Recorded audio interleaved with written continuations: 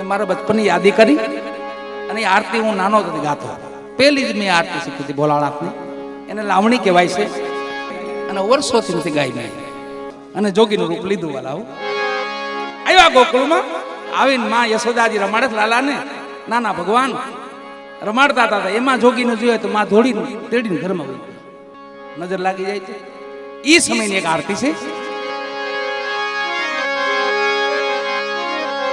હાથ ત્રિશુલ સિંહ બિરાજે